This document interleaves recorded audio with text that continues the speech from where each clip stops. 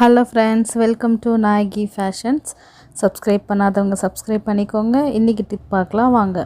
Designer ப்ளவுஸ்லாம் தைக்கும்போது நம்ம அடிக்கடி நூல் வந்து சேஞ்ச் பண்ண வேண்டியது வரும்.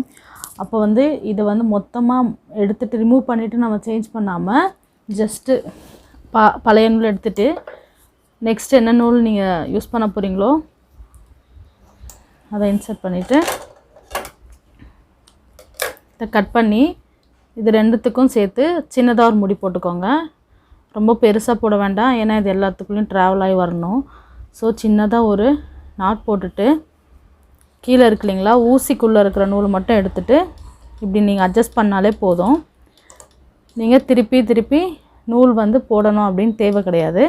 சோ வர்க் வந்து ரொம்ப சிம்பிளா முடிஞ்சிரும். ரொம்ப நேரம் எடுக்காது. போட்டுட்டு எக்ஸ்ட்ரா இருக்க நூலை கட் பண்ணிட்டு அதாவது பழைய நூல் கட் பண்ணிட்டு இந்த நூலை வந்து நீங்க ஊசில இன்சர்ட் பண்ணி நூல் எப்பலாம் வேணுமோ அப்பலாம் நம்ம சேஞ்ச் பண்ணிக்கலாம். இந்த டிப்ஸ் பிடிச்சிருக்கும்னு நினைக்கிறேன்.